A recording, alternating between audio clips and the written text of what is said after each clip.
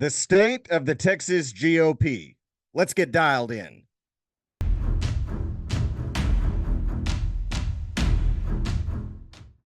The results of this week's runoff election between incumbent Dade Phelan and David Covey were not what many of us had expected or hoped to see.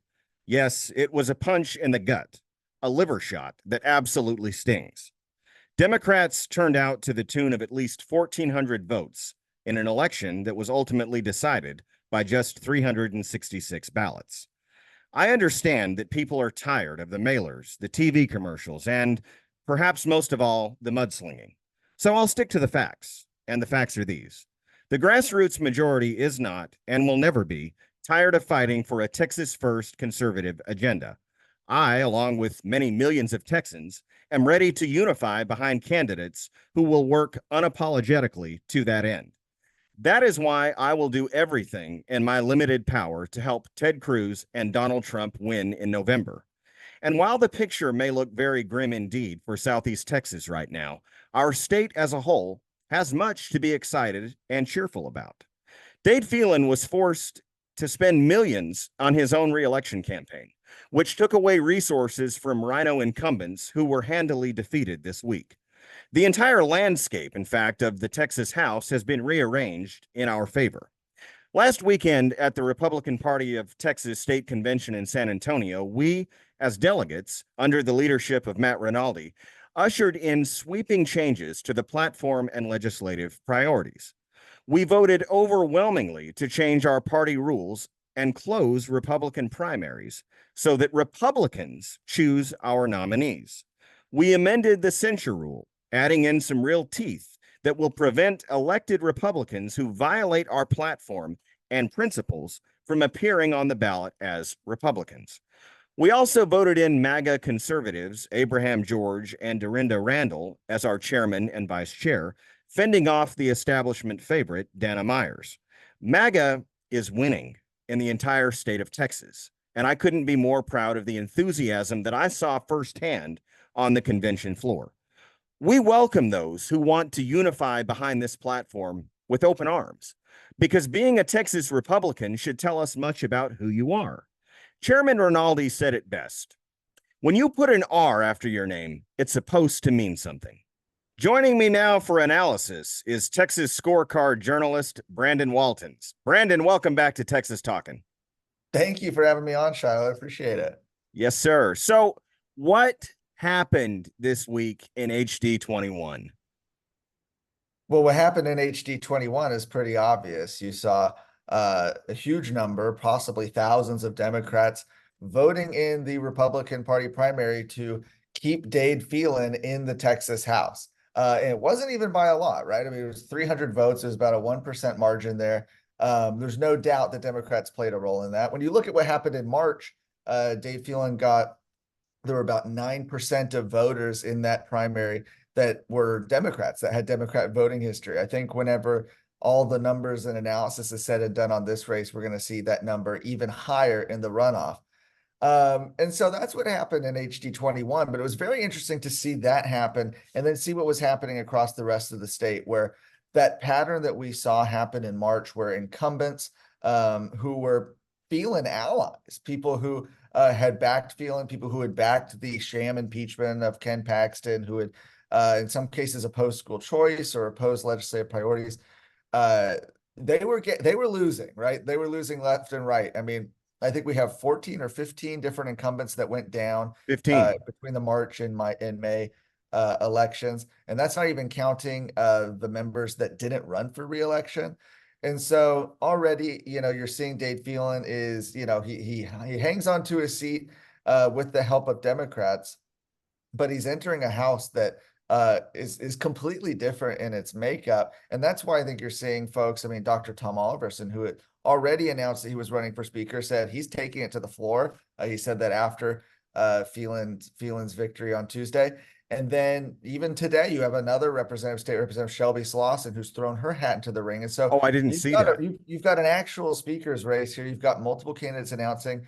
And it's gonna be hard, I think, for Phelan to rebuild that coalition. It's possible he could do it. It's possible he could be speaker again, but I think it's gonna be a difficult task for him. You talk about the outpouring of Democrat support in his runoff contest between David Covey, and on a more anecdotal level, I've seen just this flagrant outpouring on social media of Democrats, liberal Democrats here locally, who are extolling, the virtues of Dade Phelan and talking about how they feel like they can participate now in the electoral process because they came out and voted for Dade Phelan because they know that he's going to usher in the kinds of policy changes that maybe they want, or keep at bay those of us who are actual conservatives who want real legislative priorities.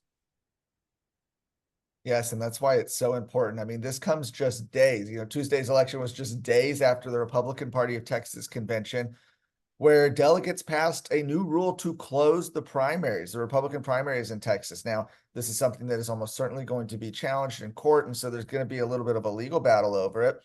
But essentially, the party and its members are saying, look, enough is enough. We don't need Democrats voting in the Republican Party. We want to close our primary, like many other states do, to where, to vote as a Republican, you don't have to jump through a ton of hoops, but you have to register and say, hey, I'm a Republican voter, register as a Republican. That way we can keep track and know that Democrats aren't just coming in and voting for the more liberal candidate whenever they get the opportunity to do so, because that's exactly what we saw in that race. It's what we've seen happen in other races across the state as well. I mean, if you're a conservative running for the Texas House in a Republican primary, you not only have to overcome the votes of Republicans that might not be aligned with you, but you're also having to overcome Democrats. It's twice as hard if you're a conservative insurgent trying to take out an incumbent moderate. And that's why it's so important that the Republican Party close its primaries.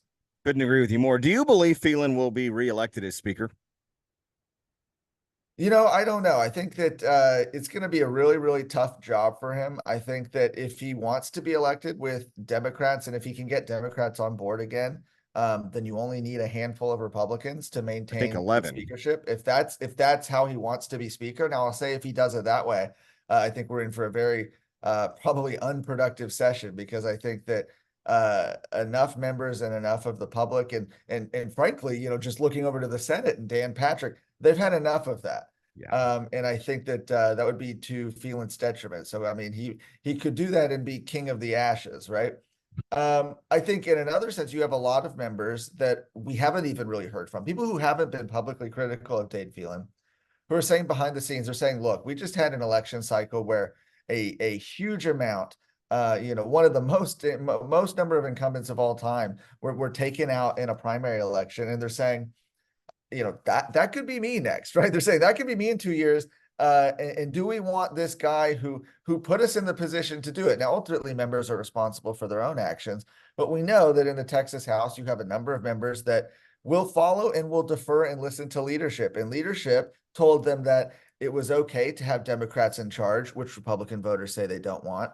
They said it was okay to impeach the most conservative attorney general in the country, which Republican voters were furious by. They said it was okay to kill school choice. It was okay not to talk to the, to get the priorities, which obviously Republican voters are against. So they're saying, look, Dade Phelan just literally from a survival standpoint is somebody who's not putting your rank and file Republican member in a very good position.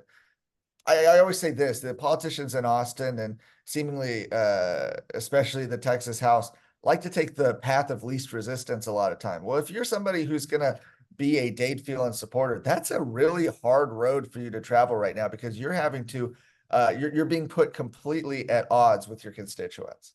Absolutely. And the evidence of that was, to me, very transparent at the convention, on the floor of the convention. I mean, Dade Phelan's name was brought up 3 or 4 times, and every time it was brought up, it was met with just this booming booing from the audience there, the delegation.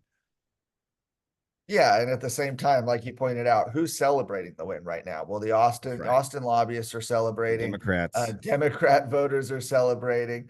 It's not conservative Republicans. It's not Republicans, by and large. The Republican Party of Texas had censured Dade Phelan. Lieutenant Governor Dan Patrick, Attorney General Ken Paxton, former President Trump. I mean, you name it, right? These people All down were the list. that Dade Phelan, were against Dade Phelan. And so he wins on Tuesday, but he wins now with Democrat support in facing a Texas House that is going to be very, very difficult for him to lead again next year in 2025. Unless he goes to the Democrats like he's Right. historically done and gains their support. And on a more emotional level, I mean, to me, there's something you almost feel scammed when that happens as a Yeah. Republican. You know that your House Speaker is going to go court the votes of the entire block of Democrats, and then only need 11 Republicans, if you want to call them that, to jump on board. What I found very curious, Brandon, and I wanted to get your reaction to this, from some posts that I've seen, there were exactly 11 incumbent Texas House Republicans who attended Dade Phelan's victory party. Mhm. I don't think it was any coincidence that it was that number who attended the victory party.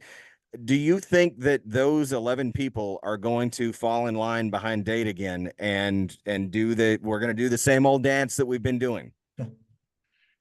Well, I mean, you look at some of the people who came there. There are some people who would follow Dade Phelan off a cliff, right? And Jeff Leach, Jared Patterson, some of those people, those I would put in that camp. And so it's very possible that those people could.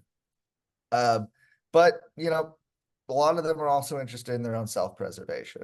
I think that if they see that the winds are changing, they might get on board with that. I think the most important thing that needs to happen when we look at the next session is that, we're starting out and we've got a ton of new people, by the way, right? We've got a ton of, not only did these incumbents get defeated in huge numbers, but they're being replaced by people who are not just better members, but they're like real, in many cases, conservative fighters who campaigned against Dade Phelan and everything that Dade Phelan espouses. Yes. So they're coming in there, they're ready to fight. And so this is just, I think, going to be a completely different house, regardless of how leadership battle shakes up. Let's assume for a minute that the speaker's gavel is returned to Dade Phelan. Do you think he'll feel emboldened to conduct business as usual, awarding Democrats with committee chair positions, killing off conservative bills, or do you think that he might change course? Well, I would hope he would change course, right? I mean, I would hope that he would say, I was wrong about appointing Democrat committee chairs, that that's a bad thing to do, and that, we should be getting to Republican priorities as soon as possible and not putting them at the end of the calendar where Democrats can kill them. I hope that that is the lesson that he learned. I do I too. fear, looking at his actions in the last couple days since the victory, that that's probably not the lesson that he has learned. And so, look, I think if Dade Phelan gets the gavel again, I think that it's going to be another session where conservatives are going to have to fight and claw for victories, which shouldn't be the case in Texas. This is a Republican state. Conservatives shouldn't have to be fighting this hard for the priorities of the Republican Party. That's exactly right. That's exactly right. And I think maybe the more pressing question that I know is on at least the minds of everybody around here is, what would it take for Dade Phelan to be unseated in a future election? Let's assume that the worst happens. He gets the speaker's gavel back. He's emboldened. He doesn't see this as a razor thin margin that he just took the victory of the election with, but a mandate, to do what he's Yeah. always done. What would it take to unseat him here in HD 21? Well, I don't know, right? I mean, it's always easy to do the Monday morning Sure. quarterback. And I'm not asking you And to I do don't want to that. do that. But I will say this. I would say that in any case, we've seen, just from as long as I've been observing politics, anytime an incumbent narrowly escapes a defeat, especially in a runoff like that, that's not a good sign for the next election for them. Oftentimes, you'll see them drop out the next election. They won't run for reelection. Or in the case of Chairwoman Stephanie Click, for example, she had narrowly escaped in a runoff election 2 years ago and then was defeated earlier on Tuesday. So that's not a great position to be in already. And I think that any candidate, whether it's David or somebody else that comes in 2 years and says they want to run against Dade Phelan, I think they're already starting with that advantage.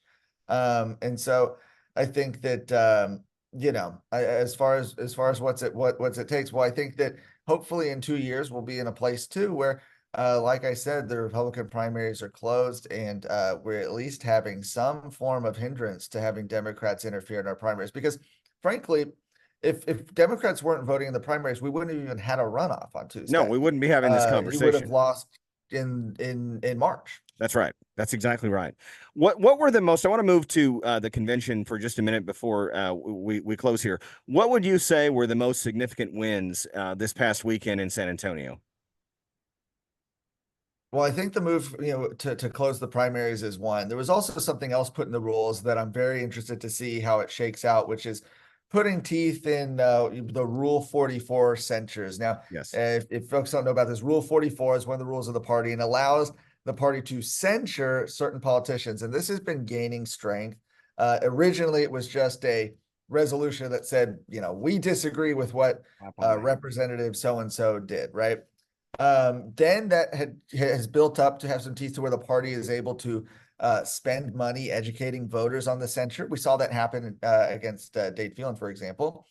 Now there's also going to be the option for county parties when they send these resolutions to recommend that the candidate be taken off the ballot, that they not be put on the Republican ballot. I think that this is an excellent next step that shouldn't be used lightly.